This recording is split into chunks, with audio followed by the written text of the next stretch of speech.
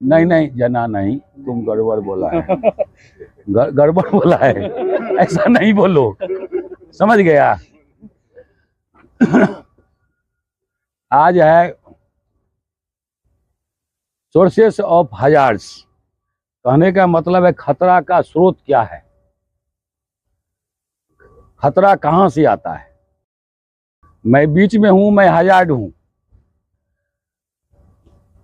आगे है environmental hazard. Environmental hazard का मतलब ये हो गया डस्ट, धूल, गर्दा वो भी आता है, और काम करने वाला जगह 6 डायरेक्शन ऑफ हजार्ड आता है।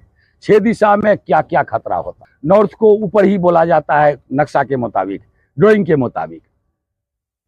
नीचे में है आदमी, है पीपुल, आदमी का हजार्ड है। तो आदमी का हजार्ड क्या क्या है, तो आदमी किसी मटेरियल को लिफ्टिंग, पुशिंग, पुलिंग, तीन ही चीज करता है। या तो उठाता है, या खींचता है, या धकेलता है। उसमें ये एक्टिविटी है, ये क्रियाकलाप है आदमी का। जब वो काम नहीं करेगा तब तो कोई काम होगा ही नहीं। तो उसमें फिजिकल हजार्ड आ जाता है।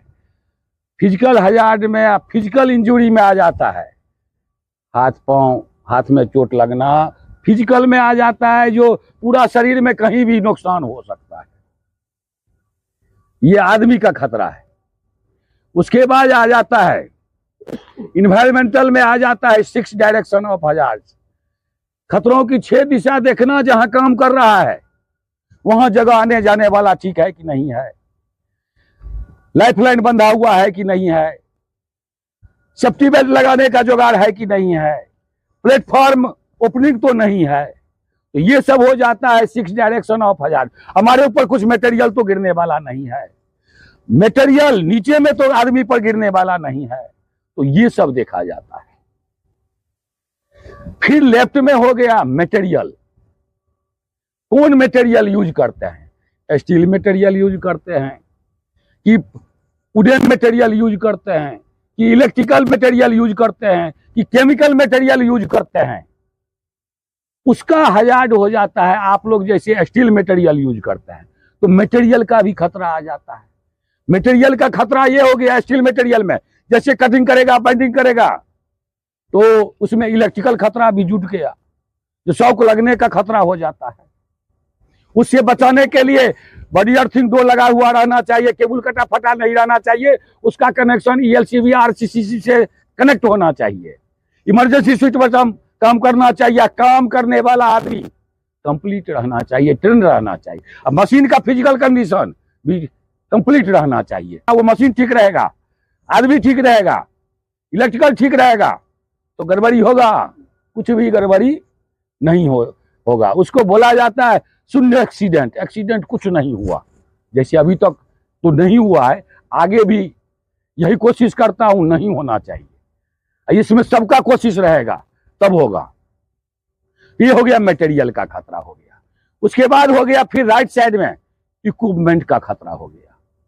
इक्विपमेंट क्या क्या यूज करते हैं, मोबाइल इक्विपमेंट करते हैं, कहने का मतलब चलने फिरने वाला गाड़ी है, एक्सकैवेटर है, रोलर है, वाइब्रेटर मशीन है, हाइवा है, TM है, वो सब यूज करते हैं। उसका खतरा अलग हो गया इक्विपमेंट का। अगर इलेक्ट्रिकल इक्विपमेंट है तो उसमें भी शॉक लगने का खतरा है। अगर मोबाइल इक्विपमेंट है तो आदमी को ऊपर चढ़ने का खतरा है, आदमी को दबाने का खतरा है, गाड़ी को पलटने का खतरा है। तो ये सब हो जाता है।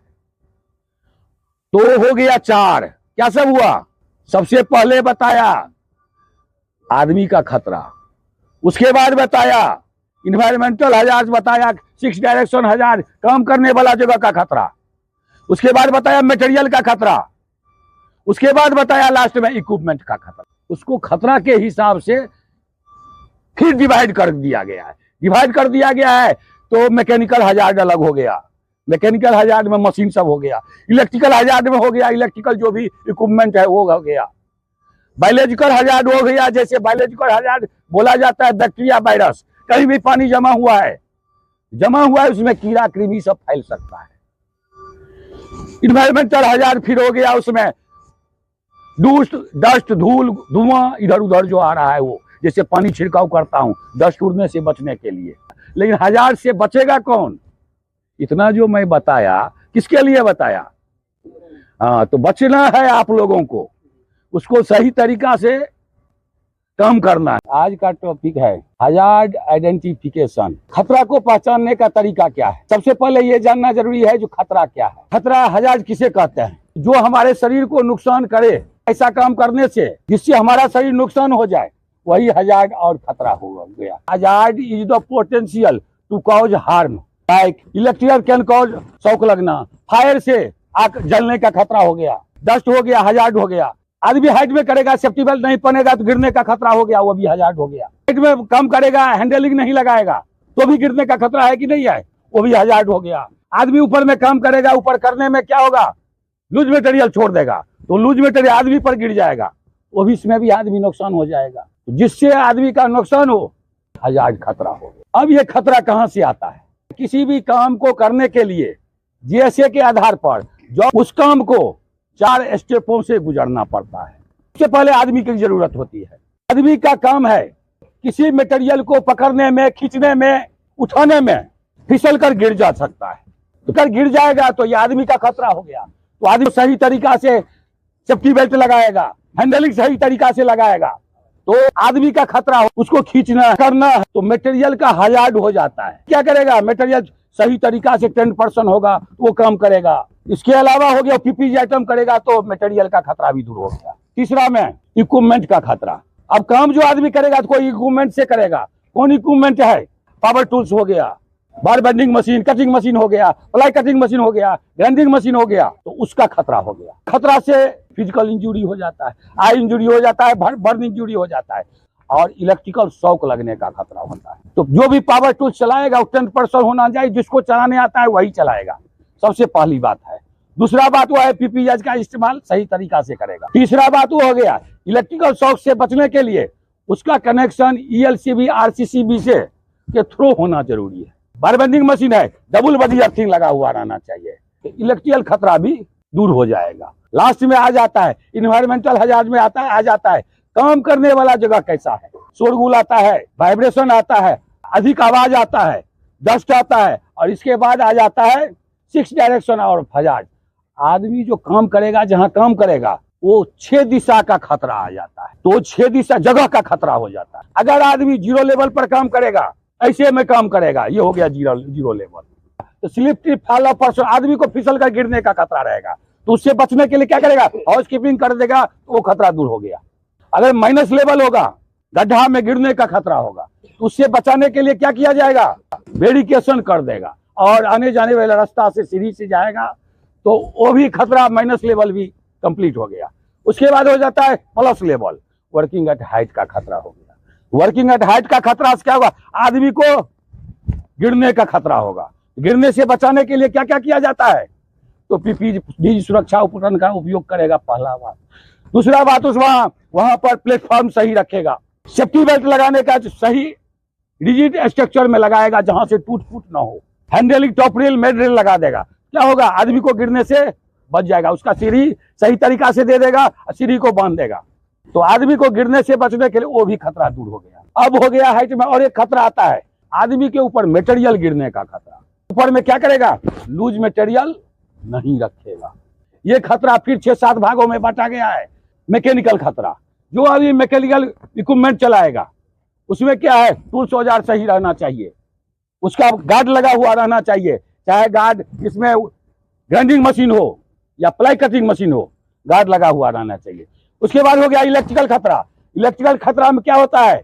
इलेक्ट्रिकल में वायरिंग का खतरा होता है, वायरिंग कटा फटा नहीं रहना चाहिए, और वो ईएलसीबी से कनेक्ट रहना चाहिए, और पीपीई आइटम मस्ट होना चाहिए। उसके बाद होता है इन्वायरमेंटल खतरा होता है। 6 दिशा देखेगा, 6 दिशा में आगे पीछे, ऊपर नीचे, दायां बायां, कोई हमको भी नुकसान ना हो। ऊपर में आदमी काम करेगा तो नीचे में नहीं करेगा, उसका मतलब 6 डायरेक्शन ऑफ हजार्ड का यही होता है, तो सब तरह हमको भी नुकसान ना हो, हमारे जो ग्रुप है उसको भी नुकसान ना हो। उसके बाद आता है एर्गोनॉमिकल हजार्ड, एक आता है जो आ जाता है, ये वर्क इन्वायरमेंट, आदमी का काम करता है, आदमी जगह इस सब का अध्ययन किया जाता है। जैसे आदमी लैपटॉप चलाता है, अधिक देर काम करेगा, क्या होगा? हाथ दर्द करने लगता है। जो आदमी चेयर पर बैठ करके ज्यादा देर काम करेगा तो क्या होगा? उसका कमर में दर्द हो जाएगा। ये हो गया इर्गोनॉमिकल हजार्ड हो जाते हैं। जय सुरक्षा।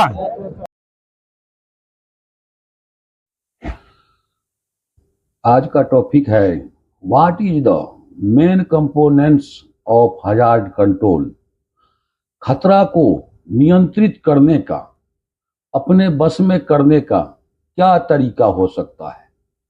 सबसे पहला है सुटेबल सेफ्टी ऑर्गेनाइजेशन, सही सुरक्षा संगठन का होना जरूरी है। दूसरा हो गया आग बुझाने वाला उपकरण के साथ ट्रेनिंग देना जरूरी है।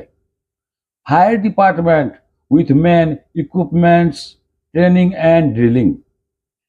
तीसरा हो गया follow plant safety rules, NTPC plant के सुरक्षा नियमों का पालन करना है। चौथा हो गया एसओपी सेफ ऑपरेटिंग प्रोसीड्योर, सुरक्षित संचालन प्रक्रिया के मुताबिक काम करना है। एग्जाम्पल के तौर पर वर्क परमिट, काम करने की अनुमति लेना जरूरी है। Safety induction, TBT training, job specific training, emergency plan और मॉक ड्रिल ट्रेनिंग। एसओपी के मुताबिक सेफ्टी इंडक्शन, सुरक्षा प्रवेशन, टूल बॉक्स टॉक के मुताबिक विशिष्ट सुरक्षा प्रशिक्षण, आपातकालीन योजना और मॉक ड्रिल ट्रेनिंग देना है। Provide safe machine tools and equipment, सही मशीन टूल्स उपकरण का उपलब्ध कराना जरूरी है।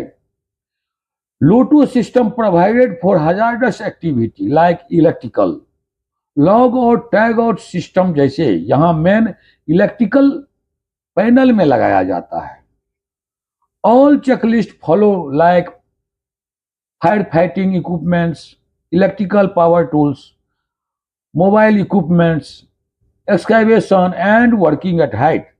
सभी तरह के काम के मुताबिक चेकलिस्ट का उपयोग करना जरूरी है। Provision for supervision, inspection, monitoring, audit for job in hazardous activity, खतरनाक काम करने के लिए सुपरवाइजर फोरमैन के देखरेख में काम करना, उसके लिए समय समय पर चेक करना तथा ऊपर के अधिकारियों द्वारा निरीक्षण, ऑडिट करना आदि जरूरी है।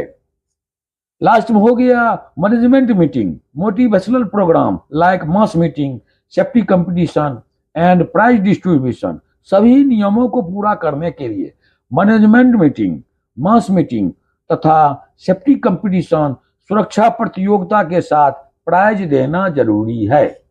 तब जाकर के सही तरीका से काम होगा। Thank you. काम में बहुत तरह का गड़बड़ी होता है, बहुत तरह का खतरा रहता है, बहुत तरह का हजार्ड रहता है। हजार्ड को खतरा बोला जाता है। उसको दूर करने का बहुत उपाय होता है। उसको दूर करने का 5 उपाय होता है। 5 तरह से खतरा को कंट्रोल किया जाता है, खतरा को बस में किया जाता है। उसको हिराकी ऑफ कंट्रोल मेथड बोला जाता है। तो 5 में क्या क्या आता है? उसमें सबसे पहले आता है एलिमिनेशन। एलिमिनेशन का मतलब है हटा देना, खतरे से समाप्त कर देना।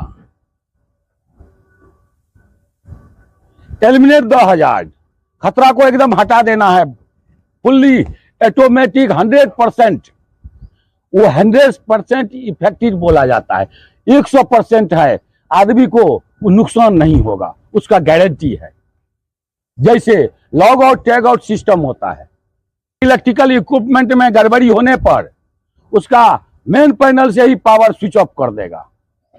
तो स्विच ऑफ कर देगा तो इलेक्ट्रिकल खतरा लगेगा, कितना भी काम करेगा इलेक्ट्रिकल इक्विपमेंट में खतरा कुछ करंटे नहीं है, करंटे को हटा देना है।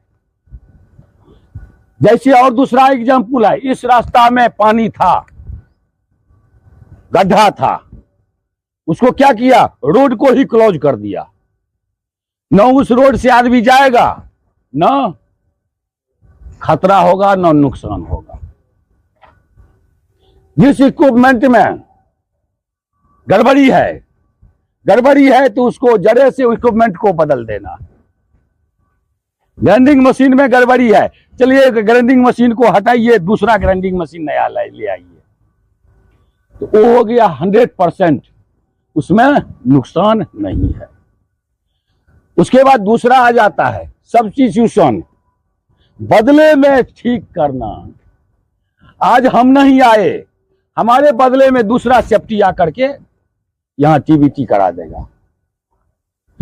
एक इक्विपमेंट में गड़बड़ी है, जहां पर वो गड़बड़ी है उस गड़बड़ी को, गड़बड़ी वाला सामान को बाजार से आएगा और उसको बदल देगा। वो हो गया। और रिड्यूसिंग द हजार्ड बोला जाता है, खतरा को घटाना है। हाइट में आदमी काम कर रहा है तो गिर सकता है, तो गिर से बचाने के लिए उसमें क्या करेगा, उसको सेफ्टी नेट जो है यहां से वहां तक बांध देगा। हजार्ड को, खतरा को कम करना है। हम यहां जा रहे हैं, काम करने वाला जगह में प्लेटफॉर्म ओपनिंग है, क्या करेंगे, उसको बंद कर देंगे। ये हो गया, दूसरा उपाय हो गया। ये हो जाता है 75% सही है। 12 आना 1 रुपया में 12 आना वो सही हो गया। उसके बाद हो जाता है, तीसरा में आ जाता है इंजीनियरिंग कंट्रोल। उसमें 2 टाइप से होता है सही। अब कंट्रोल कैसे होगा इंजीनियरिंग कंट्रोल में, या तो जहां खतरा है, खतरा के पास वेरिफिकेशन कर देगा, वहां आदमी नहीं जाएगा। खतरा से आदमी को दूर कर देगा। तो दूर कैसे होगा, या तो गड्ढा में गिरने का खतरा है, वेरिफिकेशन कर देगा तो हो गया, दूर हो गया कि नहीं होगा, या नहीं तो आदमी को ही वहां से हटा दिया जाएगा। तो इंजीनियरिंग कंट्रोल में ये आ जाता है, जो किसी तरह का गड़बड़ी है, जहां भी प्लेटफॉर्म ओपनिंग है तो वो लगा दीजिए, वेरिफिकेशन ओपनिंग है तो वो लगा दीजिए, सीढ़ी नहीं लगा है तो वो लगाइए, ठीक कीजिए। तो ये हो गया इंजीनियरिंग कंट्रोल में आ जाता है। ये हो जाता है 50%। और चौथा में आ जाता है एडमिनिस्ट्रेटिव कंट्रोल। कहने का डिसिप्लिन के द्वारा काम करेंगे, सेफ वर्क प्रोसीड्योर के द्वारा काम करेंगे, परमिट टू वर्क के द्वारा काम करेंगे और काम करने का सही तरीका अपनाएंगे। ये हो गया एडमिनिस्ट्रेटिव कंट्रोल। एक और आ जाता है, काम करते हुए मोबाइल फोन में बात नहीं करना है। एक एग्जाम्पल है, महाभारत जो हुआ था, महाभारत कहाँ हुआ था, कुरुक्षेत्र में, हरियाणा में हुआ था। तो महाभारत के काल में क्या हो गया था, अर्जुन और द्रोणाचार्य का युद्ध हो रहा था। तो युद्ध जो हो रहा था, सबके पास सब था, एकदम बलवान से बलवान था, सब तरह का उसके पास इक्विपमेंट था, तीर चलाने का जो भी है, बाण शस्त्र बाण जो भी चलाया जाता है। तो किसी को तो हारना है। तो हारने के लिए श्री कृष्ण ने क्या किए, युधिष्ठिर को समझा दिए, जो आप ऐसा बोल दीजिए, अश्वस्थामा हतो नरो वा कुंजरो वा। तो क्या हुआ, वो जो सुन गया द्रोणाचार्य, जो शोक का संदेश सुन गया, सुनने के बाद अपना पूरा जो था अपना इक्विपमेंट सुरक्षा का, वो वहीं पर छोड़ दिया, जिसके कारण वो मारे गए।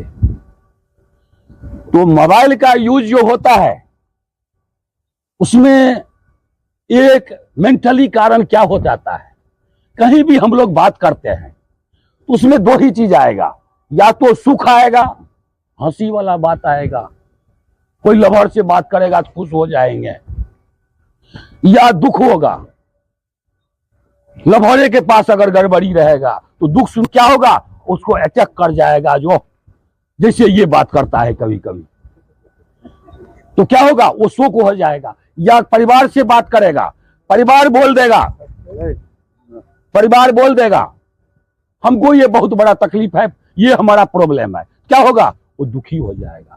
तो सुख और दुख में दिमाग डाइवर्ट हो जाता है और आदमी दुर्घटना का शिकार हो जाता है।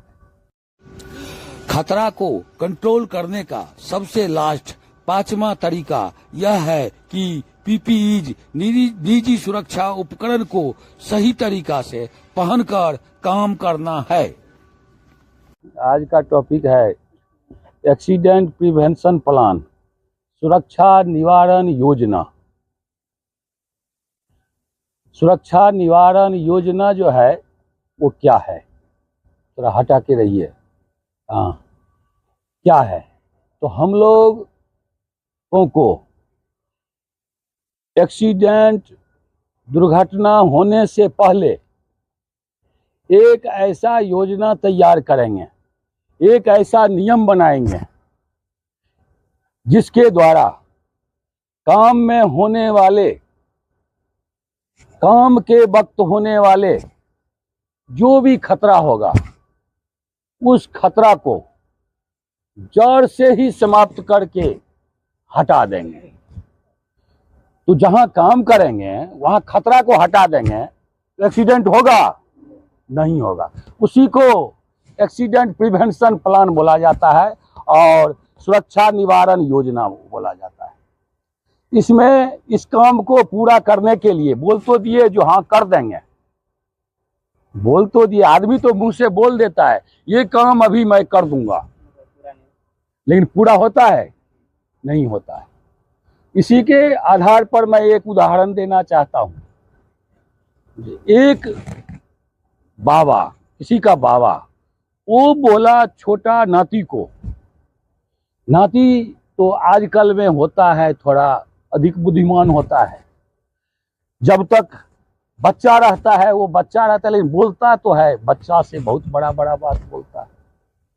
तो उसको कुछ कुछ काम बता देता था जो ये काम कर दो। तो वो क्या हुआ, तो एक मेहमान आ रहा था, मेहमान को देखा नो बच्चा, तो बोल दिया बाबा को जो आप ऐसा काम कीजिए, वो जो मेहमान आ रहे हैं उसके लिए आप जो भी सामान मंगाना है, पानी चाय, वो आप मंगवा लीजिए, उस समय हमको मत बोलिएगा, हमको बोलिएगा तो मैं नहीं लाऊंगा, उससे पहले मैं ही बता दे रहा हूं। तो ऐसा जब बोल दिया तो वो बोला, बाबा बोला वो नाती को, तो तुमको जो बोलता हूं वो तुमसे नहीं होता है, तो तुमसे क्या होगा बताओ। तो वो बोला मैं चाहूंगा अभी यहाँ पूरा जिप्सम एरिया में 7 महला मकान बना दूंगा। तो बोला बनाओ, बना दो। तो मैं चाहवे नहीं कर रहा हूं। तो सेफ्टी जो है चाह करने से हो जाएगा नहीं होगा, उसके लिए तैयार रहना पड़ेगा। तो क्या क्या करेंगे, तो क्या क्या करेंगे तो उसमें प्रोग्राम में बताया जाता है जो suitable safety organisation, suitable safety management system और ऑर्गेनाइजेशन होना चाहिए। कंपनी में का जो सिस्टम है वो सही रहना चाहिए। उसके सही रहने में सेफ्टी पॉलिसी बताया जाता है जिसको HSE पॉलिसी बोला जाता है, हेल्थ सेफ्टी इन्वायरमेंट। आदमी का स्वास्थ्य सही रहना है, उसका सेफ्टी देखना है, और उसमें आने वाले इन्वायरमेंटल हजार्ड्स, धूल धुआं इधर उधर जो भी खतरा होगा उसको निदान करना है। उसमें बताया जाता है जिस आदमी को मैं ला रहा हूं वो उसको मैं सुरक्षित तरीका से काम करा करके मैं घर भेजूंगा। वो हो गया सेफ्टी पॉलिसी हो गया। उसमें आ जाता है अब सेफ्टी डिपार्टमेंट में आदमी रहना चाहिए। तो सेफ्टी डिपार्टमेंट में आदमी, जैसे मैं आदमी हूं तो आदमी का रहना जरूरी है। उसके बाद है उसका सेफ्टी इक्विपमेंट का होना जरूरी है। हम रहेंगे और साथ में अगर सेफ्टी इक्विपमेंट, सुरक्षा का उपकरण नहीं रहेगा तो काम होगा, वो भी रहना जरूरी है। इसके बाद उसमें बताया जाता है जो भी टूल्स औजार आदमी यूज करेगा वो सही रहना चाहिए। वो कंपनी के कर्मचारियों को वो सुविधा उपलब्ध कराना जरूरी है। अगर टूल्स औजार नहीं देगा सुरक्षित तो काम होगा नहीं होगा, तो वो जरूरी है। उसके बाद उसमें और बताया जाता है जो आदमी को काम करते वक्त देख रेख करने के लिए कंपनी के आदमी द्वारा उसको सुपरवाइजर, इंजीनियर, फोरमैन का देखरेख करने के लिए जरूरी है। वो भी रहेगा तो गलती करेगा तो क्या होगा, वो बताएगा इस तरीका से काम करना है। उसके बाद उसमें यह भी बताया जाता है जो भी सुरक्षा देने वाला कर्मचारी है, जैसे मैं हूं, समय समय पर उसको ट्रेनिंग देना जरूरी है, जॉब स्पेसिफिक ट्रेनिंग देना जरूरी है। जैसे हम लोग ट्रेनिंग बराबर देता हूं कि नहीं देता हूं, लेकिन आदमी क्या करता है, इस कान से सुनता है और इधर से निकाल लेता है।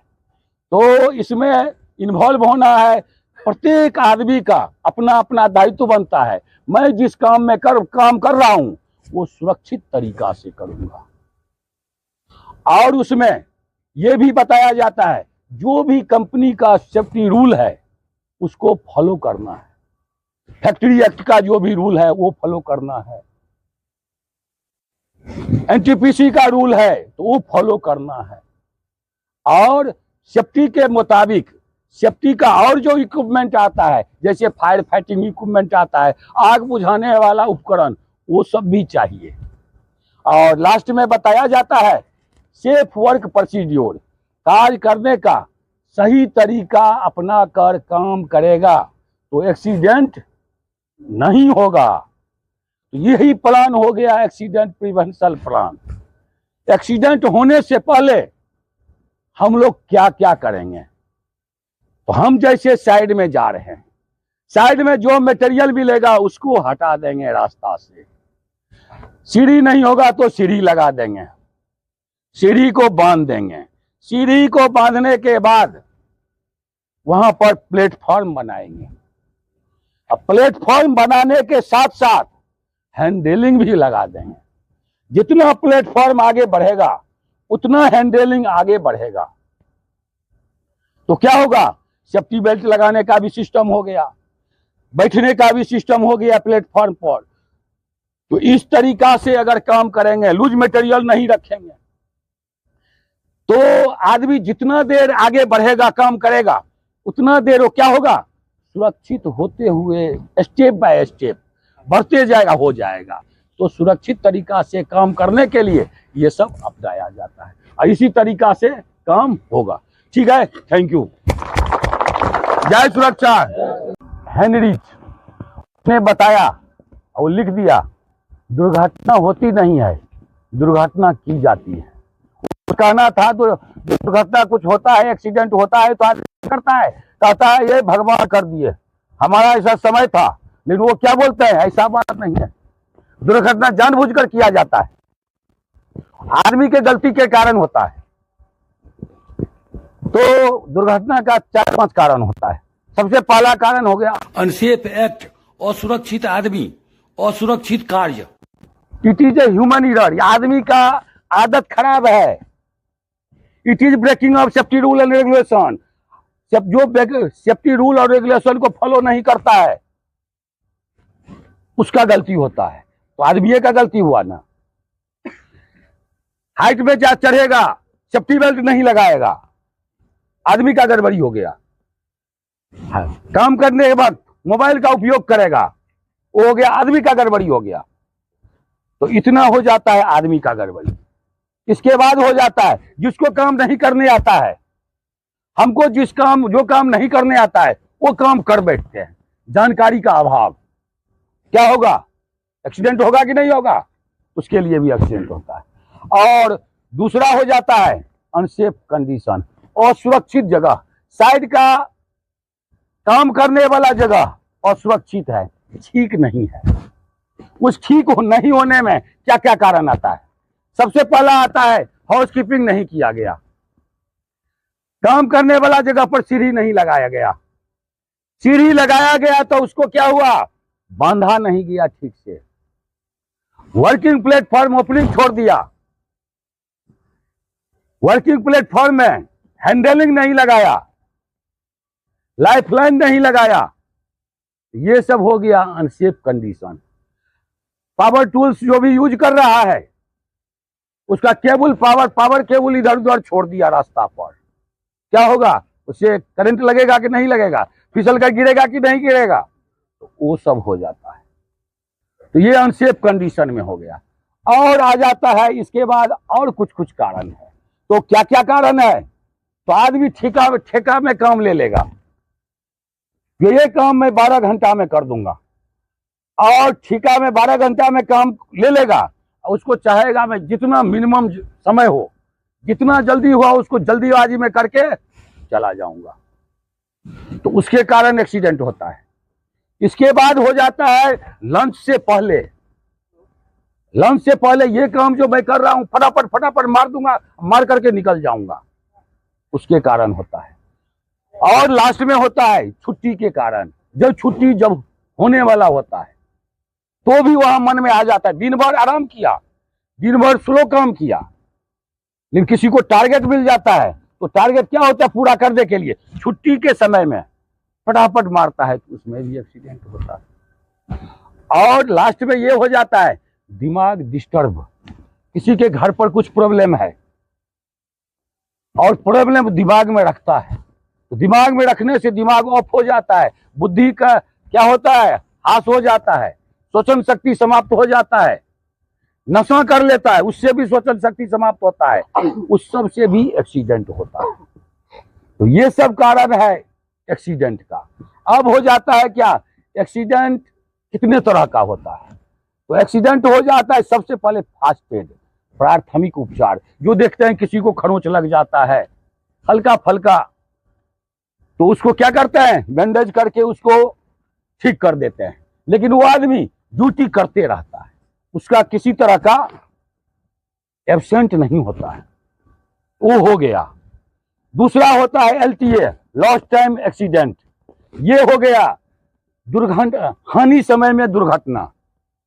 जब कोई आदमी किसी का इंजरी हो जाता है, कट फट जाता है, चोट लग जाता है, 24 घंटा के अंदर अगर वो ड्यूटी नहीं करता है तो वो लॉस्ट टाइम इंजरी हो गया, LTA हो गया। उसके बाद होता है सीरियस, गंभीर चोट। अगर जो आदमी 24 घंटा तक ड्यूटी नहीं करता है, 24 घंटा के अंदर, जैसे आज छुट्टी हो गया, आज काम हो गया, किसी को इंजरी हो गया, छुट्टी हो गया, कल फिर अगर वो नहीं आएगा, क्या हो गया, वो नुकसान अधिक हो गया, गंभीर चोट हो गया, उसके कारण नहीं आया, वो हो गया LTA हो गया, लॉस्ट टाइम एक्सीडेंट। अब आ जाता है तीसरा, आ जाता है चौथा, आ जाता है नॉन रिटर्नेबल। ऐसा एक्सीडेंट, दुर्घटना चोट के कारण ऐसा एक्सीडेंट, जिस गंभीर चोट लगा जिसके कारण आदमी 48 घंटा ड्यूटी नहीं कर पाया, वो उसको चोट के कारण, गंभीर चोट के कारण क्या हुआ, वो ड्यूटी करने में असमर्थ है। 48 घंटा के अंदर ड्यूटी नहीं कर किया तो नॉन रिटर्नेबल हो गया।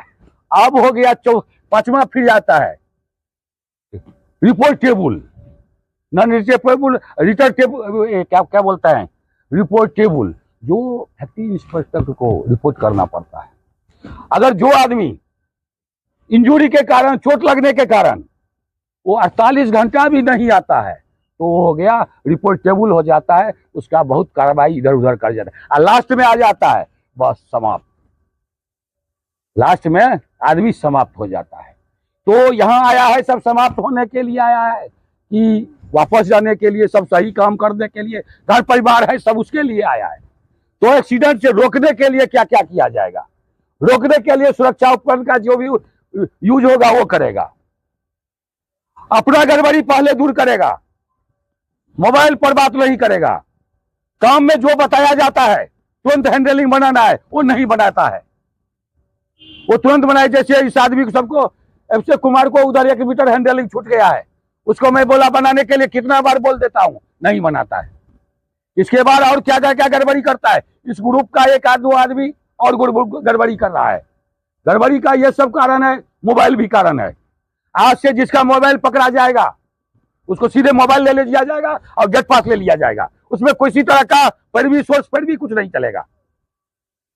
इसके बाद हो गया जहां जो बताया जाता है उसको पूरा करना जरूरी है। सीढ़ी नहीं है तो सीढ़ी लेकर के सीढ़ी लगा देगा, आने जाने वाला रास्ता सबको पता है, और इतना दिन यहां समझाया जाता है क्या क्या करना है, क्या क्या नहीं करना है, ये सबको पता है, फिर भी गड़बड़ी करता है। इस गड़बड़ी को कैसे दूर होगा, कौन करेगा, काम करने वाला आदमी करेगा ना। जहां जो है अलर्ट रहना है, अपना गड़बड़ी नहीं करना है, ऐसा करके काम करेगा तो ठीक है, नहीं करेगा तो क्या होगा, धीरे धीरे एक दो करके घर चला जाएगा, लास्ट वही होगा ना। उससे मैं नहीं रहूंगा तो काम चलेगा कि नहीं चलेगा, छुट्टी पर चला जाता तो काम चलेगा, इसमें से 2-4 नहीं रहेगा तो भी काम चलेगा।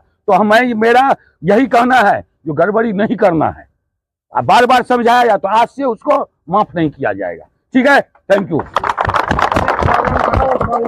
हाँ, मतलब बिल्डिंग टूट रहा है तो लेटरिंग सारा तोड़ दिया उधर सिंप्लेक्स कॉलोनी, गेट भी तोड़ दिया और 2 रूम का मेरा वो कनेक्शन लाइट का भी काट दिया। रात भर लाइट भी नहीं है, हम लोग अंधेरे में सोए हैं सर। अच्छा, हाँ, एक मिनट। अच्छा, ये सब बता रहा है जो वेल्डिंग पूरा भारत में रोड एक्सीडेंट इतना होता है जिसका ठिकाना नहीं। उसमें से 1 घंटा में 18 आदमी मरता है और 47 एक्सीडेंट होता है, और पूरा साल में जाने के बाद गणना किया गया तो उसमें 1.5 लाख आदमी मर जाता है। तो ऐसा क्यों होता है? उसका कारण मेरे पास है। आदमी के पास टाइम नहीं है, आदमी के पास टाइम नहीं है। अगर हमको जाना है 40 किलोमीटर तो 1 घंटा लगेगा बाइक से, किसी की भी गाड़ी से 1 घंटा लगेगा, क्योंकि सेफ्टी रूल के मुताबिक 40 किलोमीटर तक जो आदमी गाड़ी चलाएगा वो उसके अंदर में गाड़ी रहेगा, उसके बस में गाड़ी रहेगा।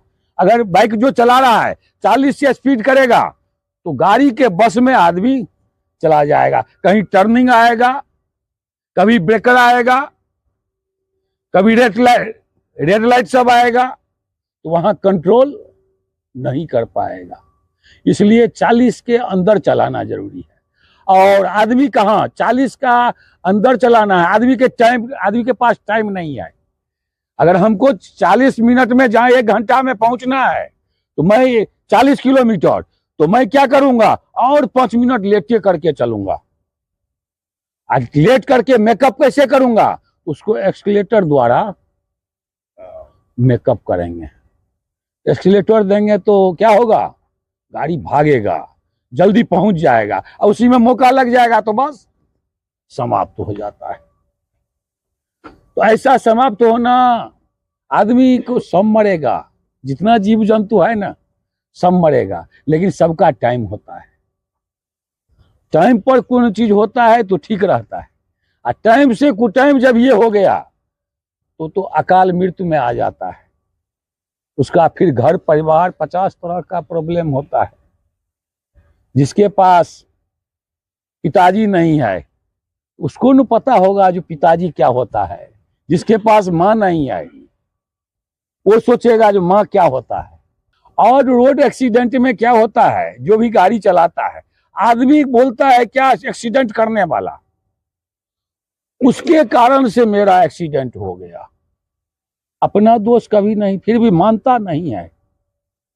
अपना आदमी का नेचर है जो अपना सोचता है मैं सबसे बड़ा बलशाली हूं, सबसे बड़ा बुद्धिमान हूं, सबसे बड़ा तेज हूं। तो जो सब कुछ अपने समझ लेगा तब तो भगवान हो गया ना। तब दूसरा को, जजमान को वैल्यू देगा? वो तो नहीं देता है। तो ये बुद्धि का खेला है। तो बुद्धि उतना बहुत एक्सेस हो जाता है, वो भी खराबी करता है। खराबी करता है कि नहीं? कहावत है ना, जो अधिक बुद्धि हो जाता है तो 3 जगह मकता है। वो तो सबको पता होगा कैसे क्या मकता है बिहारी भाषा में। तो ऐसा नहीं करना है। हाँ, आदमी के पास और क्या हो जाता है, जा रहा है बाइक में जा रहा है, कुछ भी जा रहा है, पैदल भी जा रहा है, अपना साइड नहीं पकड़ेगा, रॉन्ग साइड पकड़ेगा। उधर रेड लाइट देखते हैं, मेडीपाली में रेड लाइट रहता है, ग्रीन देगा नहीं, हुल्द मार देगा। कोई आएगा कहीं से मार देगा, दौड़ेगा। तो आदमी के पास टाइम नहीं है तो भगवान के पास भी टाइम है। भगवान सोचते हैं जा इसके पास अपना जीने के लिए जब टाइम नहीं है तो हम कितना खाता वही लिखा पढ़ी करेंगे। हाँ, जा रहा है चले जाओ, उसको उठा करके अपना रख देते हैं। तो अपना जिंदगी अपने बचाना है। जहां भी जाना है अपना साइड से जाना है, अपना तरीका से जाना है। टाइम का मेंटेन करेगा तो दिमाग ऑफ नहीं होगा। अगर कहीं जाना है तो 1 घंटा लगेगा, उसको 1.5 घंटा मान लेना जरूरी है। आधा घंटा अपने पास रखेगा।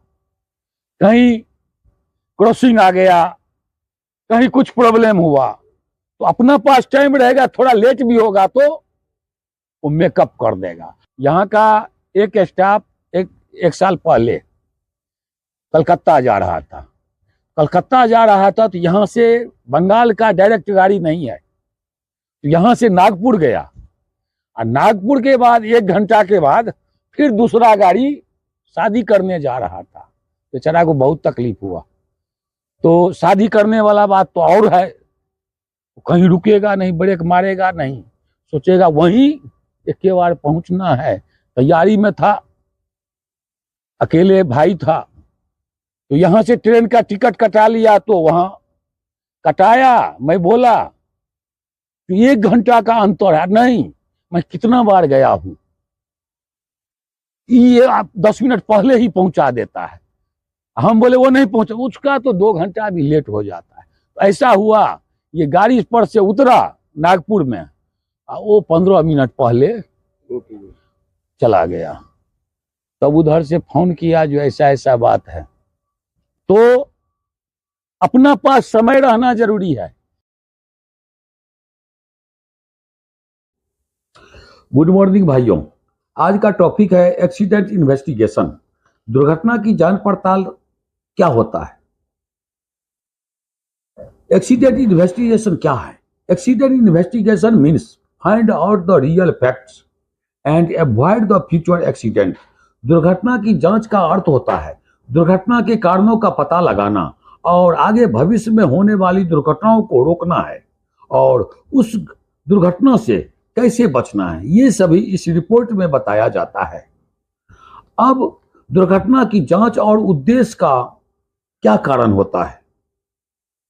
पहला कारण, लोगों को जागरूकता बढ़ाने के लिए दुर्घटना के कारणों का पता लगाना ताकि आगे की दुर्घटना को रोका जा सके।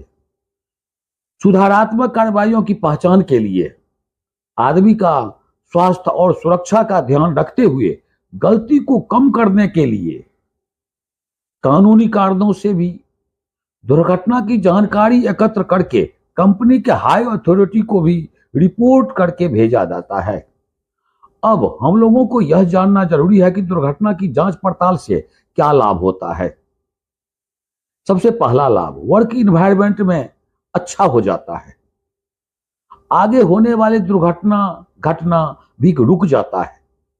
आदमी के जानकारी को बढ़ाता है ताकि दूसरा प्रोजेक्ट में लागू किया जा सके। श्रमिक और स्टाफों के मनोबल को सुधारने का काम भी करता है। प्रोजेक्ट में हो रहे क्षति को, नुकसान को भी रोकता है। अब दुर्घटना की जांच पड़ताल के टीम प्रोजेक्ट के कौन सा मेंबर का योगदान होता है, उसमें कौन कौन से आदमी रहता है? तो सबसे पहला, स्वास्थ्य और सुरक्षा को देखने वाले सेफ्टी ऑफिसर का होना जरूरी है। काम करने वाले टीम के मुख्य प्रतिनिधि का जरूरी है। उस काम के टेक्निकल सीनियर इंजीनियर का भी रहना जरूरी है। उस काम को करने वाले अनुभवी कर्मचारी का भी होना जरूरी है। दूसरे विभाग के सीनियर मैनेजर, ये सभी उस दुर्घटना की जांच पड़ताल करेंगे। अब आ गया दुर्घटना स्थल पर फिजिकली जांच क्या होती है। जानकारी जुटाना भी कहा जाता है। दुर्घटना वाले क्षेत्र को सुरक्षित बनावें, पहला। दूसरा है, घायल व्यक्ति को सहायता देकर पूछताछ करें। दुर्घटना देखने वाले का बयान लेकर डेट और लोकेशन टाइम लिखना जरूरी है, जो रिपोर्ट में आगे पता चलेगा। टेक्निकल विटनेस, तकनीकी गवाह का भी रहने से पूछताछ भी करना जरूरी है। सभी कानूनी दस्तावेजों को जांच करना भी जरूरी है। अब आ गया हाउ टू आइडेंटिफाई हजार्ड्स, खतरों की पहचान कैसे करेंगे। दुर्घटना की निरीक्षण और निगरानी करके करेंगे। आदमी के बातों को सुनकर करेंगे। सीधे सवाल पूछकर आदमी से फेस टू फेस करेंगे। दुर्घटना वाले स्थानों को चेक करके भी उससे जानकारी ले सकते हैं। उपयोग में आने वाले उपकरण के खतरों की जांच करके भी हम इंफॉर्मेशन ले सकते हैं। अब लास्ट में आता है information in reporting and WH question बोला जाता है। कंपनी के हाई अथॉरिटी को दुर्घटना की जानकारी देने के लिए एक रिपोर्ट तैयार किया जाता है जिसको WH क्वेश्चन से भी पूरा हो जाता है, जैसे who, how, where, when, what, how, why. पहला हो गया हु, घायल व्यक्ति कौन है, उसका नाम, उम्र और डेजिग्नेशन लिखना जरूरी है। दूसरा हो गया व्हाट, क्या हुआ, दुर्घटना और चोट क्या लगा। तीसरा हो गया वेयर, दुर्घटना कहाँ हुआ, जगह का नाम और एरिया का नाम भी लिखना जरूरी है। अब हो गया व्हेन, जब यह दुर्घटना हुआ उस समय आई विटनेस, सामने देखने वाला कौन था। अब हो गया हाउ, किस प्रकार का खतरा, उसको विस्तृत जानकारी लिखना जरूरी है। और व्हाई, ऐसा क्यों हुआ, इसका कारण जानने के लिए दुर्घटना का विश्लेषण करना है। इस तरह का सवाल पूछने पर दुर्घटना के कारणों का पता चल जाता है। अंत में उस दुर्घटना के लिए बचाव करने के लिए, सुधारात्मक कार्रवाई के लिए अपना सेफ्टी सुझाव देना। आज का टॉपिक है दुर्घटना कैसे घटित होती है, हाउ टू एक्सीडेंट हैपन। दुर्घटना की जानकारी का विश्लेषण 4 तरह से किया जाता है। पहला हो गया डायरेक्ट कॉज ऑफ एक्सीडेंट्स, दुर्घटनाओं का प्रत्यक्ष कारण क्या है। Unsafe act, unsafe practice and unsafe action, असुरक्षित आदमी, असुरक्षित क्रियाएं और असुरक्षित काम। उदाहरण के तौर पर किसी भी मूविंग इक्विपमेंट, मशीन चलाने के समय मशीन में गार्ड नहीं लगा है फिर भी आदमी चला रहा है, जैसे grinding machine, cutting machine, bending machine ETC। दूसरा हो गया टूटा फूटा नुकसान वाला मशीन, उपकरण से काम करना। तीसरा हो गया PPEs, निजी सुरक्षा उपकरण का उपयोग नहीं करना। चौथा हो गया फर्श पर ऑयल गिरने के कारण एक आदमी फिसलकर गिर गया। ये हो गया डायरेक्ट कॉज ऑफ एक्सीडेंट। दूसरा में आता है अनसेफ कंडीशन, असुरक्षित जगह। फर्श पर तेल गिर जाना अनसेफ कंडीशन है, असुरक्षित जगह है, लेकिन फर्श पर गिरा हुआ तेल से होकर गुजरना और सुरक्षित कार्य है, वो अनसेफ एक्ट है। दूसरा, किसी मशीन का तुरंत अधिक, बहुत अधिक आवाज के बगल में काम करना। तीसरा हो गया काम करने वाला जगह पर कम प्रकाश, पुअर इल्यूमिनेशन रहना। ये सब अनसेफ कंडीशन और सुरक्षित जगह के में आता है। तीसरा हो जाता है इमीडिएट कॉज ऑफ एक्सीडेंट, दुर्घटना का तुरंत इमीडिएट कारण क्या होता है। उसका पहला कारण होता है किसी भी लिफ्टिंग मटेरियल का लोड एकाएक नीचे गिर जाना, अधिक स्पीड में काम करना या अधिक स्पीड में गाड़ी चलाना, शॉर्टकट अपनाकर काम करना, मशीन उपकरण जो भी इक्विपमेंट्स है उसका मेंटेनेंस देखभाल नहीं करना और मशीन का ऑयल लीकेज हो जाना, सुपरवाइजर के द्वारा काम करने वाले आदमी का देखभाल नहीं करना, निजी सुरक्षा उपकरण उपलब्ध नहीं कराना। ये सब हो गया इमीडिएट कॉज ऑफ एक्सीडेंट, दुर्घटना का तुरंत इमीडिएट कारण ये सब होता है। और लास्ट में चौथा आ जाता है रूट कॉज ऑफ एक्सीडेंट्स। दुर्घटनाओं का मूल कारण क्या है? दुर्घटना का मूल कारण यह है कि काम करने के दौरान ऐसी परिस्थितियां पैदा हो जाती है जिसके कारण दुर्घटना घट जाती है। दुर्घटना के मूल कारण को उसी समय ठीक नहीं करता है तो परिणाम स्वरूप और दूसरा कारण भी उत्पन्न हो जाता है। उदाहरण के तौर पर जैसे काम करने वाला को टारगेट में देने से आदमी का दबाव प्रेशर में बदल जाता है। काम करने का खराब गलत तरीका अपनाने से भी दुर्घटना होती है।